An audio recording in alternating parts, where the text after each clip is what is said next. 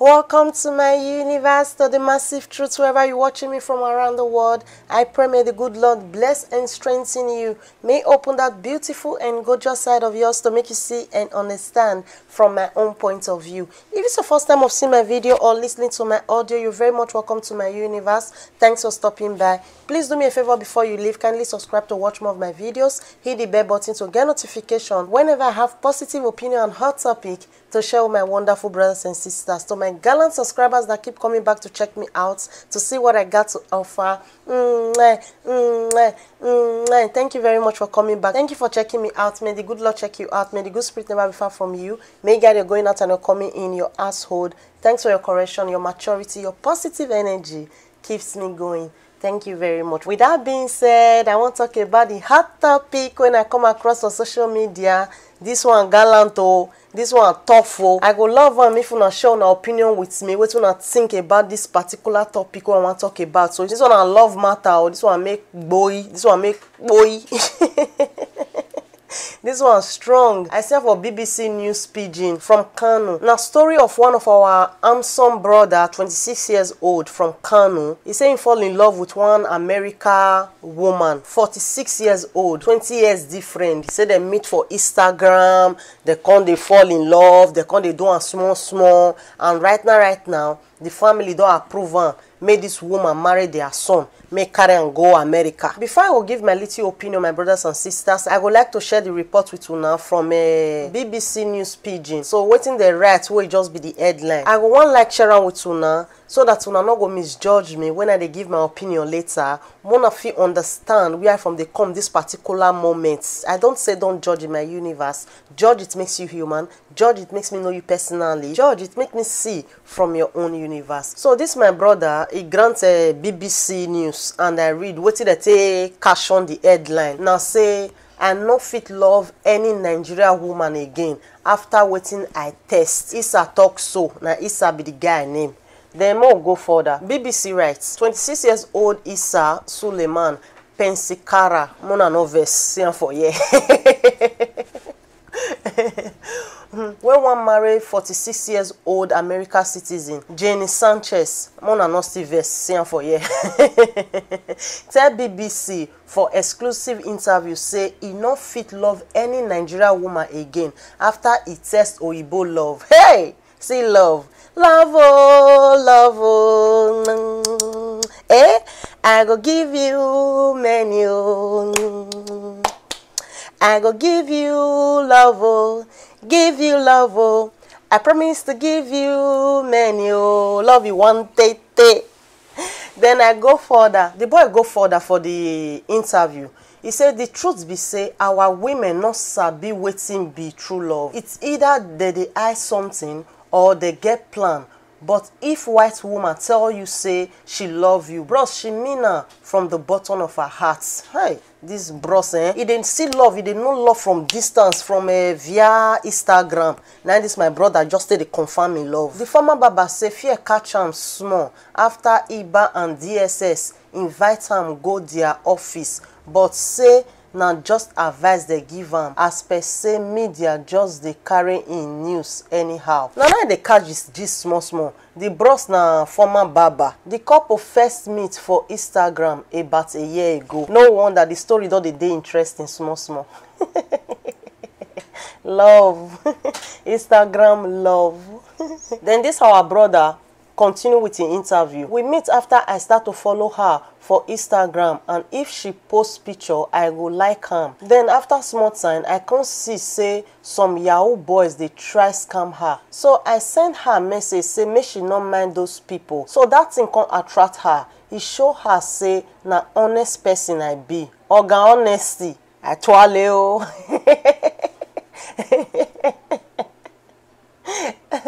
Now that one first attract her. From there we come the chat where video call, and all that one lead us to this level where we dey. On whether them don't sleep for the same room since she come Kano 6 days ago. We know they sleep for the same room. I dey stay with her till night before I go tell her good night. Even this one where we dey do small hug and holding hands, people they talk talk less of sleeping together.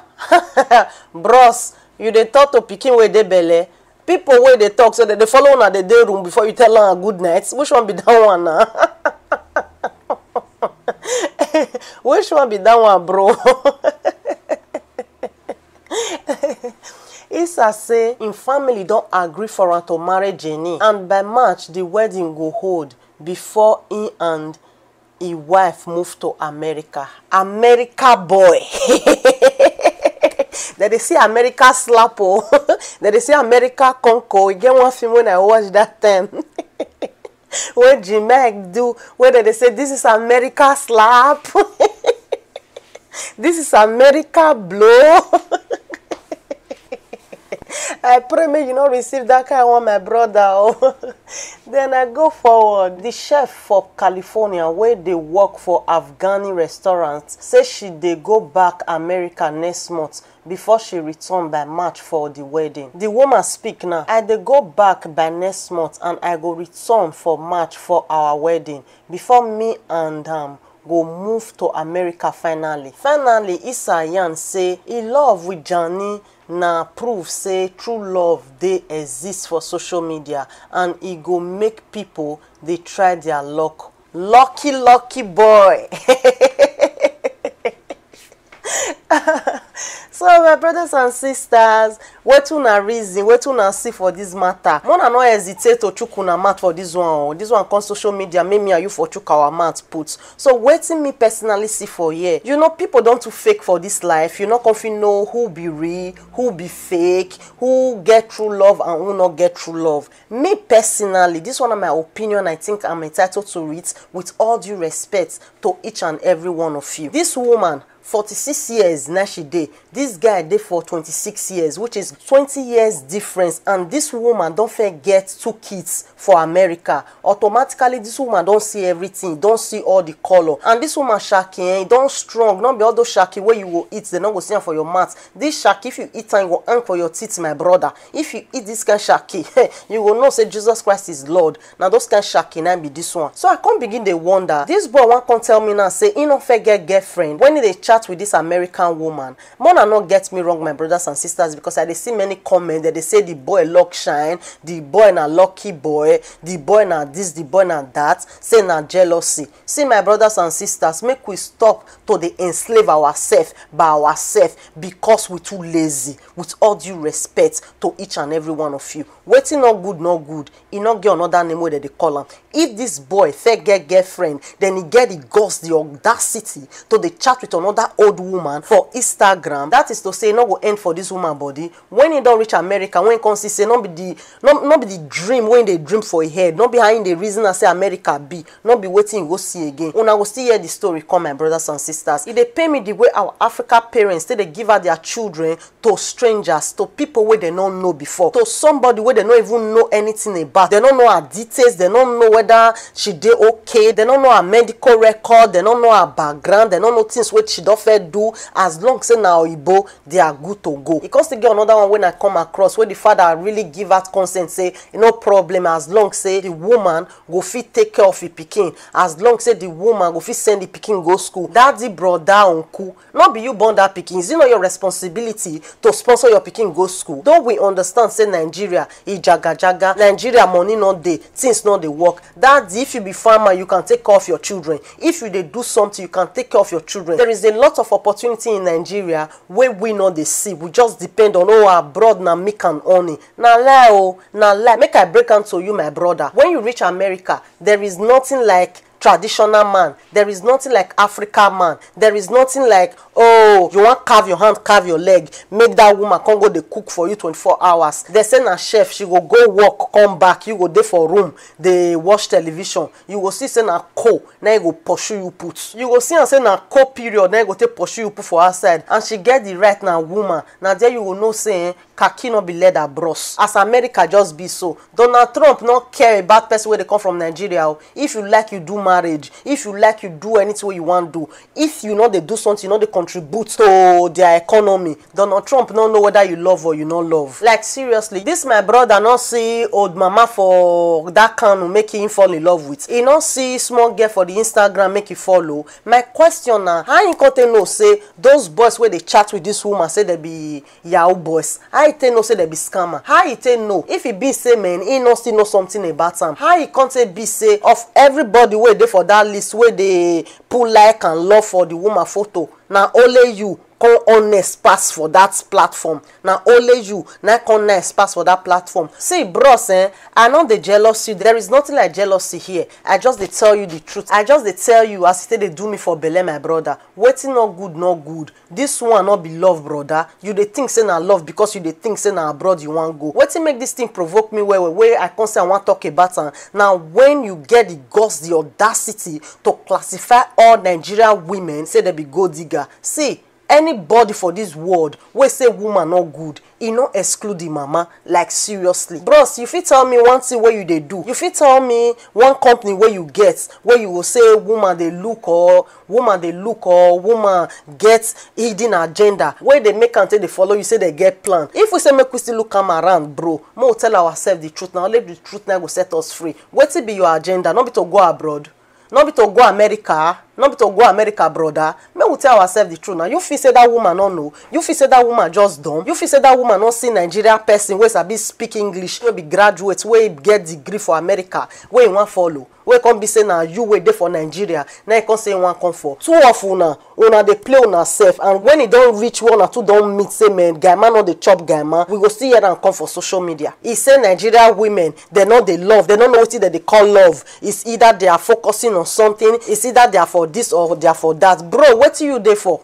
The first thing where you just talk about now say you dey go America, you want to go play soccer. You dey go America, you want to go further your education. Which money you put for grant for there, bro? Where you want to go the school?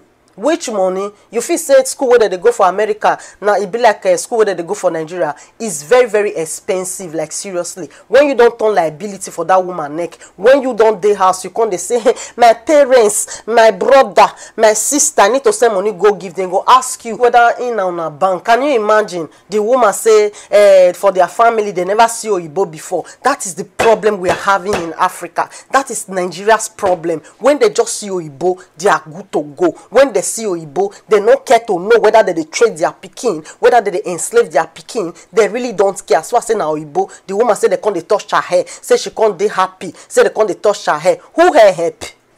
Who help? Who will help, my brothers and sisters? More they tell ourselves the truth. More forget all this slavery where they our head. Some people are still slaves upstairs where they don't know. Like seriously, my brothers and sisters, with all due respect to each and every one of you, how dare you classify all Nigerian women? Say you can never friend, you not go ever friend Nigeria woman again, you not go ever go with Nigeria woman again because you don't test Oyibo love. This one I love. This one I love, internet love, Bluetooth love. Now you they call love. Person where you don't know a character, person where you don't know I be. If me and you they talk for video, my brother, that is not my character. You don't know me. Na packaging things. I'll fair go make up, fair go package my body. May you foresee me. Count all the word why they tell you. Me and you never stay together. You and me never stay together. You don't know my character. You don't know whether you fit stay with my attitude. I don't know whether I fit stay with your attitude. You don't they say all Nigerian women now this now that they know they love. Like seriously. So you want to tell me now with all due respect to you, my brother, from the bottom of my heart, say your mommy no love your daddy? So your mommy can't get target for your daddy body? Is that what you are trying to tell me? We should always control what we say when we the grant interview. Like seriously, this thing really provoked me to the core. I beg you all Nigerian women, Mona go save this video. Mona save this boy face. I not pray make it be say this their love not work out tomorrow. Make any of them not friend them. Any asha they go still friend. Not be people still they go for tantalicious or be tantalicious. Zimbabwe queen. Now people still go dey enroll for them and they go still go. Now that one that dey vex me after all this insult because you just see Oyibo, because you just see somebody where you be say man, you don't even know whether you just come see how you be, come see whether you really serious, whether you not serious, whether they take you for a fool. You really don't know. You begin to bring down your women. You begin to bring down all the Nigerian women. See my brother, some say they do something. Some American women still dey way worse past Nigerian women. Like seriously, where for they see good, that they see bad there. I don't believe say you get one thing. I don't believe say you get shit for nyash with all due respect to you. Where woman want come they follow you for baba. You be baba now. What is the woman want to reach? The woman want to reach your scraper, being a clipper that they call her. You want to reach some. Why will they do like this? Nobody can talk and say that the woman want to marry the man. Nobody can talk and say we they forbid for Africa. Say woman not the marry man. Say this woman too old. Nobody they talk now. He's saying they can't come marry the woman and everybody's happy. Woman want come marry man. It's not an abomination anymore. As long as now Igbo, they are good to go. See my brothers, I beg una in the name of God. I beg una in the name of anything una believe. If woman stay with una, say una not get. Mona appreciate that love. Mona value that love. Mona appreciate them because today get belle. We don't know what it tomorrow one born. As I come to think the matter, say, are you sure say this boy not get girlfriend? Before you go the chat with this mama too, I can't dig. I can't see this beautiful girl. I can't see this picture for social media. Say the girl don't speak out. The girl can't come and say the boy betray him. But she not still reason her. The boy show a real color. See how we no matter about out you key. Even though that girl no even talk saying the verse as a woman, as a human being, we be say you and person not quarrel, you not get any quarrel for grand automatically because American woman just come wey reach to born you. He just come, you just cut am off because say you see Oyibo, because say you feel say now Oyibo come be the ultimate. You break up the relationship. If that girl not even cost at all, come and will pay you back. Come and go pay you back for the time where you take draw that girl go back. For the time where you first even tell that girl say you love him at all. For the time where you and the girl even take kiss at all. Come and go pay you back, my brother. Not be saying na swear, na reality. So my brothers, I beg you all in the name of God. I beg you all in the name of whatever you believe. I understand, say, not be all relationship they lead to marriage. But not be the one we go, you take you go America. Not be the one we go, you take you go Instagram. They stalk old women for Instagram. Small girl not there for that Instagram. Then they forbid it. They say this 26 years old boy just marry one model for America, or he just marry one superstar for America, or he just marry one doctor for America, or he just marry one person where go school. We go make us really believe say yes, this boy will continue education for them. We won't just know say na love. Then they forbid if this boy fall in love with girl who is senior with 5 years. Then they forbid if this boy fall in love with woman who is senior now with 1 or 2 years, must still be 20 years. My Africa brothers, my Africa sisters, where they say na jealousy. Not be jealousy, my sister. Not be jealousy, my brother. Because you will born tomorrow. Don't ever wish this kind of thing for your pikin. Because this will not be better wish where parents they wish for pikin. This will not be better thing where parents they say, a good may my pikin do. A good may my pikin go marry. All day old enough to give birth to them. The time where they just born this boy, where this boy be a day old, this woman dey 20 years. He don't dey Colombo. He don't dey come out for house. He don't dey cost him papa, cost him mama. He don't dey work in your own money because when you dey 18 years for Europe, you are your own. Figure yourself out. In don't dey milikyo. When this one just be a day old though. So what are we not getting, my brothers and sisters? Why are we being carried away by the things of the world? Why are we being carried away by material things? Why, my brothers and sisters? Why? It's possible saying I love, but all this kind of love to me for my dictionary, I know the bad one. Like seriously, I know the bad all this kind of love. Person will come here and come tell me say age is number. Age is number. You not see 46 years old may marry for Kano. Since not be everybody they marry age mates. You not see person for Lagos. You not see person for Abuja. Why must it be saying America? Why must it be saying Oyibo? Why? You believe as you see this boy papa, he go gree make this pikin go carry one Nigeria woman where they for 46 years come say one marry make papa bless her. If papa no go bless her, more tell ourselves the truth. More tell ourselves the truth. He come dey talk say Nigeria women they follow person because they get wetin they high. What you get where they high? Wetin you get where they hire bros? Which one be that one now? Would not be something you they hire. Not be something you they hire. You feel say that woman they stupid. That woman no say now because say you want come America. When you reach America, brother, now you will know say this life now true. When you go reach America, now you will know say not be as they call daddy, not be so that they call mommy. Now there you for no say not be story where they talk when they kill chicken, not be that they talk again when they eat chicken. I hope you understand, my brothers and sisters. Please pardon my anger when you go through some comments where my brothers and some of my sisters they live for some kind of platform. You go just say, oh my living God, which kind of generation I be, which kind life. How some people take they think. You just start to ask yourself some vital questions, and you go they make them they want to see from your own point of view. Though they say you they jealous of what? Jealous of what? For small pikin of 26 years, so when they sleep with woman when reach to born am, when the new born this boy when they a year old, this woman don't dey for 20 years. Like die, my brothers and sisters. Jealousy not there. Now just for us to pick some lessons from this thing. No say when you dey hard working, no say when you get something upstairs, know your focus, know where you are going and where you are coming from. Believe me, you feel make am. You know go wait for any old woman or any old man to come take care of you. If your destiny there abroad, there is no two ways about it. You must reach am. If your destiny there say you will build house, you no get the tay rich, you no get a big pass. You must build the house. When you and Baba God, when you and that good spirit made the contract, say you na landlord or landlady, there is nothing anybody can do about it. You must build them when the time reach. Like seriously, my brothers and sisters, if God say you not go get money, if the good spirit say you not go get house for this life where you just console, even though you in return, my brothers and sisters, you go sell them. If they put you for a drum of money, only you go dey inside that money. You go carry the money from the drum, you they throw away. Not because now waiting they happen. Not be say I dey wish person bad luck. No, not just reality. Now just reality. Now waiting they happen for this life. Not be everybody destiny there for this abroad. Like seriously, my brothers and sisters, I really not mean to disrespect anybody. That part, that word where they say do the headline for BBC News, that thing provoke me. Say Nigeria women, their eyes they focus, that they get plan, that they get focus, that they get waiting they want benefits from our men. You where they go abroad now. Mona help me ask this our brother. Not the same character, not the same thing when you say the women they do so. Not being still they do so. Not the same thing. How they take different. How they content different now. Please, if this my audio offend you, if any of my video offend you, find a place in your heart to forgive me, because I never really on my camera to offend anybody, to piss anybody off. I just look for a way to represent the change when I truly and really want. Please leave your comments below. Let me see from your universe. Make I see what you think about this thing.